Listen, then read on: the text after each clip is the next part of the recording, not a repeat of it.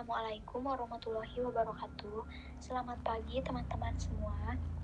Kami dari kelompok 6 ingin mengucapkan terima kasih kepada Bapak Apriwandi selaku dosen pengampu mata kuliah akuntansi forensik. Kami dari kelompok 6 ingin mempresentasikan mengenai kecurangan laporan keuangan. Saya sendiri Alfi Ahdiar NPM 012010111112 dan rekan saya Kania Handini 012010111130. Masalah kecurangan laporan keuangan. Masalah kecurangan laporan keuangan menurut Tuana Kota 2008 dalam bukunya Akuntansi Forensik dan Audit Investigatif, kecurangan laporan keuangan adalah kesengajaan atau kecerobohan dalam melakukan sesuatu atau tidak melakukan sesuatu yang seharusnya dilakukan, yang menyebabkan laporan keuangan menjadi menyesatkan secara material. Lalu di sini kecurangan dibagi menjadi 3 kelompok. Yang pertama, kecurangan laporan keuangan atau financial statement fraud. Kecurangan dalam penyajian laporan keuangan umumnya dapat dideteksi melalui analisis laporan keuangan. Yang kedua, ada aset misappropriation atau penyalahgunaan aset. Teknik untuk mendeteksi kecurangan-kecurangan kategori ini sangat banyak variasinya. Namun pemahaman yang tepat atas pengendalian internal yang baik dalam pos-pos tersebut akan sangat membantu dalam melaksanakan pendeteksian kecurangan. Dengan demikian, terdapat banyak sekali teknik yang dapat dipergunakan untuk mendeteksi setiap kasus penyalahgunaan aset. Masing-masing jenis kecurangan dapat dideteksi melalui beberapa teknik yang berbeda. Yang ketiga di sini ada corruption atau korupsi. Sebagian besar kecurangan ini dapat dideteksi melalui keluhan dari rekan kerja yang jujur, laporan dari rekan atau pemasok yang tidak puas dan menyampaikan komplain ke perusahaan. Atas sangkaan terjadinya kecurangan ini, kemudian dilakukan analisis terhadap tersangka atau transaksinya. Pendeteksian atas kecurangan ini dapat dilihat dari karakteristik atau red flag si penerima maupun si pemberi. Lalu di sini ada sifat dasar kecurangan. Kecurangan adalah suatu bentuk tindakan yang dilakukan seseorang untuk memperoleh sesuatu melalui cara-cara yang bertentangan dengan norma atau kaidah yang berlaku. Kecurangan adalah sebuah penipuan yang menyertakan elemen-elemen berikut. Yang pertama, sebuah representasi. Yang kedua, mengenai sesuatu yang bersifat material.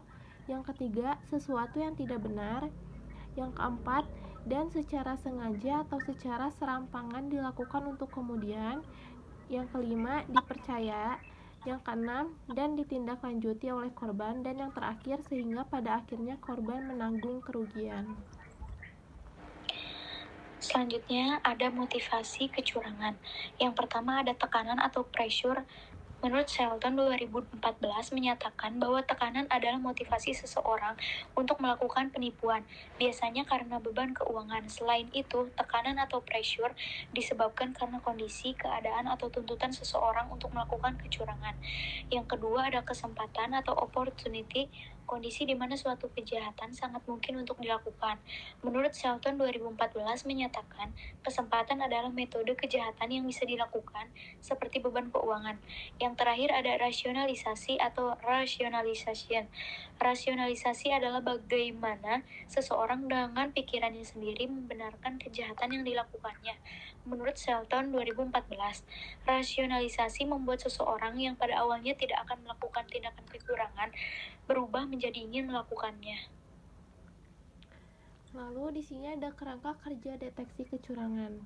Sebagaimana diuraikan sebelumnya, resiko yang dihadapi perusahaan diantaranya adalah integrity risk, yaitu resiko adanya kecurangan oleh manajemen atau pegawai perusahaan, tindakan ilegal, atau tindak penyimpangan lainnya yang dapat mengurangi nama baik atau reputasi perusahaan di dunia usaha, atau dapat mengurangi kemampuan perusahaan dalam mempertahankan kelangsungan hidupnya. Adanya resiko tersebut mengharuskan internal auditor untuk menyusun tindakan pencegahan atau prevention untuk menangkal terjadinya kecurangan sebagaimana diuraikan dalam bagian sebelumnya. Namun, Pencegahan saja tidaklah memadai. Internal auditor harus memahami pula bagaimana cara mendeteksi secara dini terjadinya kecurangan-kecurangan yang timbul. Tindakan pendeteksian tersebut tidak dapat digeneralisir terhadap semua kecurangan. Masing-masing jenis kecurangan memiliki karakteristik tersendiri, sehingga untuk dapat mendeteksi kecurangan perlu kiranya pemahaman yang baik terhadap jenis-jenis kecurangan yang mungkin timbul dalam perusahaan. Sebagian besar bukti-bukti kecurangan merupakan bukti-bukti tidak sifatnya langsung.